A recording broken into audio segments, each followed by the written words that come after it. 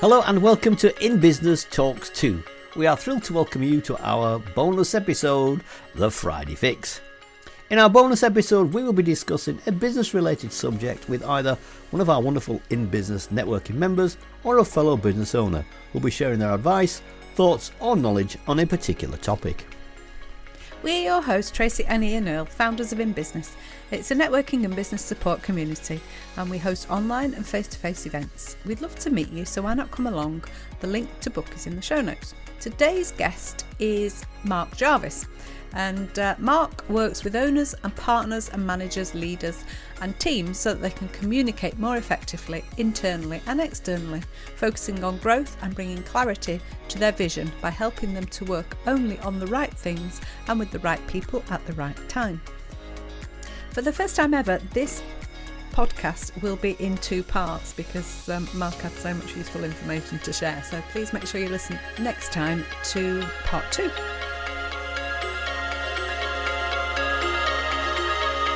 Hello and welcome to the Friday Fix podcast. Today we have with us Mark Jarvis, who is a business growth specialist. Mark helps people to grow and their businesses to scale. So welcome, Mark. It's lovely to see you again. Hello, Tracy and Ian. Lovely to be here again. Welcome, Mark. Good to have you here again with us. Can you believe it's nearly a year since you were last with us? How amazing is that? Yeah, welcome My back. goodness, yeah. How time flies. Yeah. We all must be having lots of fun, I reckon, if it's gone so quickly. We must. Thank you for being with us today. Would you like to tell us a little bit more about what you do before we start? Sure. Thank you very much, Ian. Thank you for inviting me along. It's a pleasure to be here again. As you mentioned at the beginning, I'm a business growth specialist, business mentor. I use coaching as a technique within that mentoring application. And I firmly believe that learning how to grow and scale a business should not be a secret that it takes years to learn. It does. Definitely. A lot of people, they'll start their business and they'll grow their business and they'll expand and do the things that you and I have talked about on previous occasions. But ultimately, it's a learning journey. And I'm very keen to help people streamline that learning journey so it doesn't take them years to learn how to do what they want to do. Yeah, I'm with you on that. I know when I run my own business prior to what we're doing now, it took me a long time to learn it. And you just want to help people do it that much quicker, don't you? You want them just to be a bit fast-tracked in their journeys. And do you think it's a continual journey? Do you think it's an ever-evolving journey? Or do you get to a point where I know everything now, I'm done? It's a really good question, Ian, isn't it? And sometimes when I'm asked that question, my response is, so if there is an end game, if there is an outcome, what will you do after that's done? Because if you're going to do something after that's done, there can never truly be an end. I'm always minded to, and I always encourage people to read one of Simon Sinek's book. We love Simon Sinek for lots of different reasons. He's a very inspirational writer and presenter, but we all know his Start With Why book. But he also wrote another book called The Infinite Game, where he talks about business being a journey and business being something that you're involved in. So the goal is not to win the game. The goal is not to get to a destination. The goal is to enjoy the journey. Yeah. Right. And when you enjoy the journey and the blockages are removed or minimized for you, then you can enjoy that journey so much more. You have a much better experience of that journey. Yeah. Yeah, which makes sense, doesn't it? Yeah. It does. If you enjoy it, it's far easier when you enjoy something, isn't it? To keep it going rather than something that's a bit of a drag and toil. Yeah, and I think that's why a lot of people get out of corporate life as well, don't you? Because I think they're stuck in the same old rut and want to do something a bit different and expand. And I think that's why they end up starting their own businesses and things like that. Something different. Interesting. Cool. Good. Okay, which leads us on to our sort of topic for today then, Mark, which is I quite like this statement that you've got here. It says, which came first, the sales pipeline or the relationship pipeline? So would you sort of like to talk us through your thoughts on that? Absolutely. Thank you. So if we sort of take the concept of what most people do, when they come out of corporate, or they start their own business, or they start their own business in whichever way they do it. You begin your journey with all the things that you need to have, which we won't get into now, but you begin to attract customers. And as you begin to attract customers, you begin to refine the process that you use to do marketing. So your social outreach, your networking, all the things that you do to raise your visibility in the marketplace, but also to put people through your customer acquisition system, otherwise known as a sales pipeline. And the common knowledge suggests that there are several touch points that you need to engage with the prospect in order to then convert them into a client. So that's what most people do. And of course, because that's what most people do, it's probably what most people that are listening to us today are probably doing as well. They've been on that journey, they're doing it now, or they've experienced it. So they go on that journey and they acquire customers and they develop their own sales pipeline, which produces customers out the end of it. So you acquire customers, you do some touch base stuff, and then you get the customer at the end of it. So that's what most people start with. They start with the concept of a sales pipeline. My perception is that actually, because we're human and relational people, businesses, individuals, we actually start by building relationships. We do it with our family, we do it with our friends, and at school, and all sorts of things like that. So we've evolved using a relational process. But yet when we start a business, we start using a transactional sales process. Oh, yeah. And that's a lot of people start to fall down there. And we'll perhaps talk a little bit more about it as we get into some detail of this concept. But if we remember the way that we actually work, as a relational individual. We work best in collectives, in communities. So if we use relationships as the foundation of our business, we're less likely to be stuck behind this quantity and turnover concept where the outcome is just being busy. And we start to follow a profitability, a purpose, and a quality approach. And that's when businesses can truly begin to scale, because they're beyond being just busy. So if we sort of expand a little on what I've already started to propose, as I said, as we begin to get good at acquiring customers in our business, we fill our diary with people and clients and opportunities and networking, all the things that a business does, which means that at some point we become our diary is full and we're busy. So we've said that already. Yeah. And when we reach that point, most businesses grow through expansion. And I think you and I have already had this conversation of the difference between growth and expansion. Yeah. So most businesses grow through expansion, and that's okay. But again, if we just take a step back for a moment and think about the way we work as humans, as individuals, we work in a relational, community-based way. So why don't we apply that to the way that we are growing and scaling our business? Because that way we never get busy. We just have a world where we're continuing to enjoy the journey, and we become more and more profitable in our business.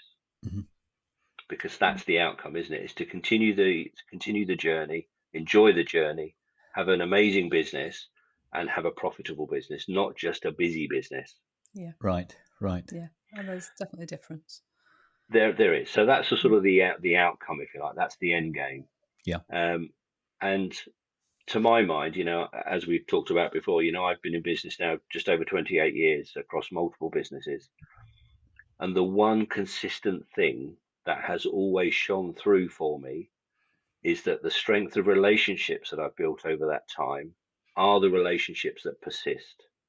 And those are the relationships that continue to support me in my business as I'm doing it now, but also continue to bring in new business opportunities and new connections and new other opportunities for me to do the things that I love to do. Yeah. And some of those relationships are decades old, which, as a young business, as a younger person, perhaps we're not quite on that journey, but we will all have school friends that we've been friends with for years, for decades. some Yeah. even longer. But, yeah, and that's really what I'm encouraging people to just be mindful of and be more aware of, because when we understand, as I've said already, that that's the way that we work, if we can tap into that, or when we can tap into that concept, we can truly have a scalable business, not just a busy business. Right. Right. Yeah. So, I mean, we talk about this in networking, about building relationships, and seeing people at the meetings on a regular basis, and I think that's what is the the basis of this, isn't it? It is building those relationships. It takes time, doesn't it? Though it's not a quick fix like your sales pipeline could possibly be. It's more of a long game, isn't it? But I think the best business comes from like the best relationships, doesn't it? The stronger the relationship, I think somehow the better the business, don't you? I think that's what I've noticed. Rather than a quick in and a quick out, if you build up a strong business relationship, you actually get more business, better business, because they recommend you more, they think about you more. It just makes much more sense, doesn't it? Really? Yeah, and that's exactly my point, Ian. And it's one of those things that we all secretly know. Yeah. We all secretly know that actually building relationships with people Mm. around, family, friends, but also business relationships, professional relationships, we all know that that's better. But yet we're still drawn into this world of quantity and turnover. Why do you think that is? Why do you think that is? Why do you think, if we all know this, why do you think then that people, is it more of a quick win? Do people see the other way around as a quick win? What are your thoughts on that? Is it? I think that's true, Ian. I think there is an element of that. I think we can agree, as somebody that's slightly older than perhaps others, we can agree that we are becoming less and less patient in our world. Mm. And our level of immediacy or immediate gratification and satisfaction is increasing. Yeah. We need that in our world.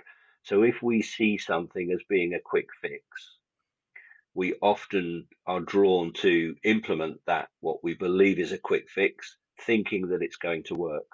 Now, often we might think that that quick fix is going to work because the people promoting the quick fix are very good at marketing that quick fix. Yeah. Yeah. Okay.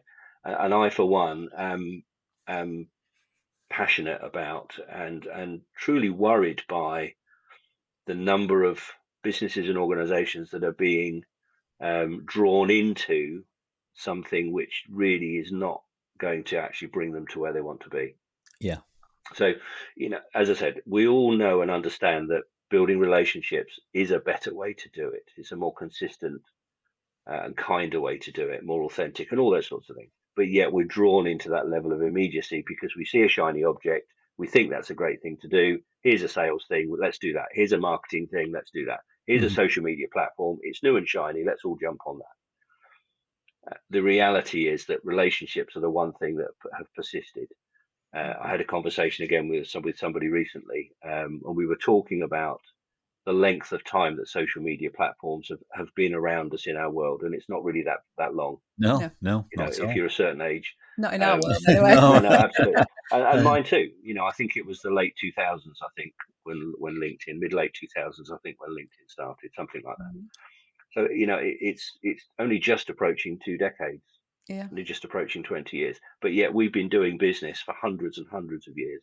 Yeah, true. True.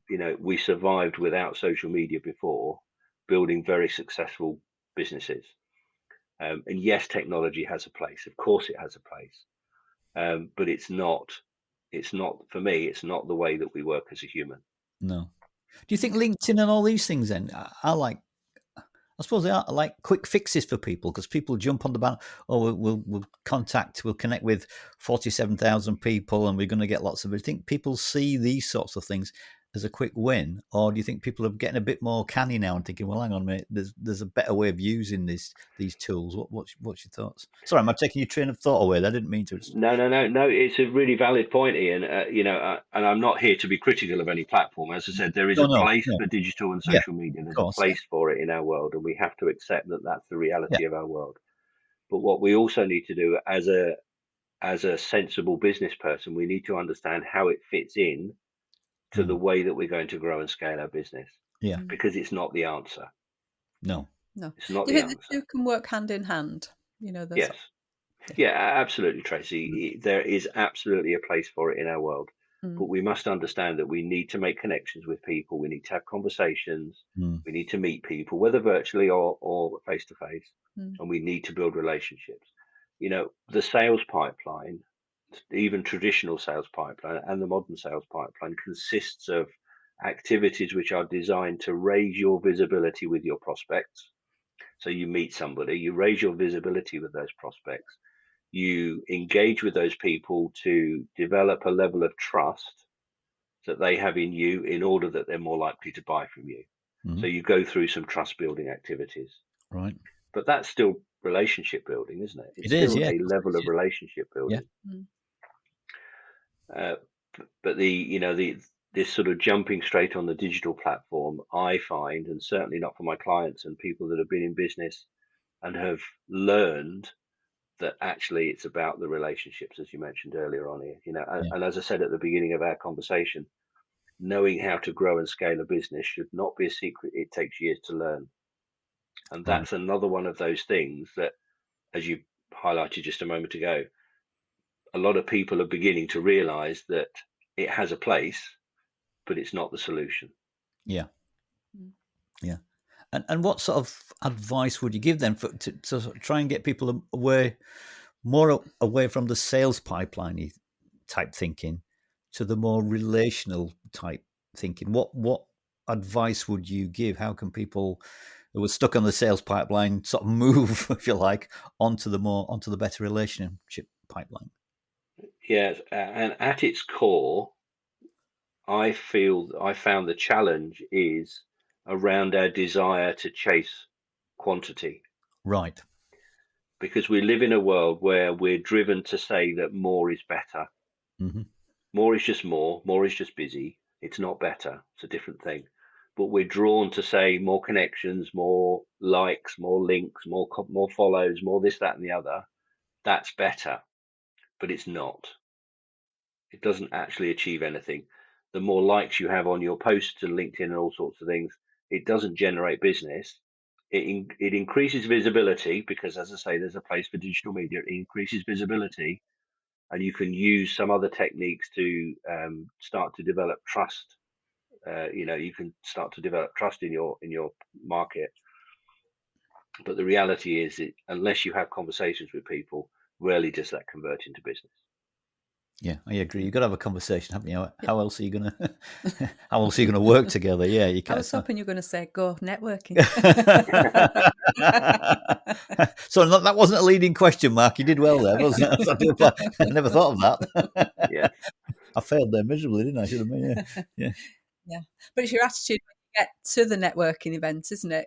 Because if you go with a sales pipeline mindset, you're just going to want to try and sell. But it's when you get there, you've got to have the relationship mindset, haven't you? Yeah. You got to start building them, yeah. Rather than trying to hand the business cards to every man and his dog and hoping that somebody's going to buy something from you, isn't it? Yeah. Part of that learning process is for younger businesses that are on their journey. What I find a lot is that younger business will see other successful businesses doing a number of activities. So they will see those other businesses doing social media posts and doing all the things that other businesses do. So they tend to copy it. And then once they've copied it, they realize that it's not working for them. So then they go and try something else. Shiny object syndrome again. Yeah. But we're drawn to try to copy what we believe other people are doing successfully. But the reality is that building relationships is the only true globally successful philosophy. Yeah. So how do we do this? I hear you ask. Yes. Next question. That's the next question. Okay. Yeah. So let's move on and let's create some sense of progression with this and give you some ideas and things that you can actually do. Yeah.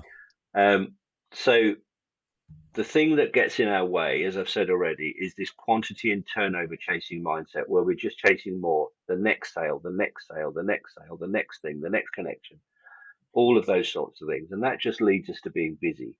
and I'll share with you some numbers very briefly. What I found on my journey and through my conversations I've had with my clients as well is that it takes us about 8 hours of work to acquire a client. Not all in one go, but with an email and a phone call and a email and then a follow up and whatever else. So it's Yeah. about 8 hours worth of work to acquire a client. And most businesses tend to convert about 1 in 20 Right. prospects. And when I say 20, I include in that is the social media connections as well.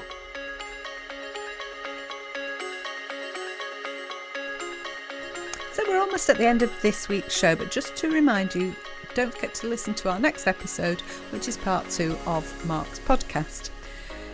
Also, don't forget to book your place at one of our networking events, whether that's online or face-to-face. You'd be welcome to come along, where you can meet some great business owners and build those business relationships. As Ian always says, the best business comes from the best relationships. I always say that. The link's in the show notes. We'd also like to mention our books, which are available on Amazon. How to Improve Your Business Networking Skills, 52 Tips to Help You with Your Networking.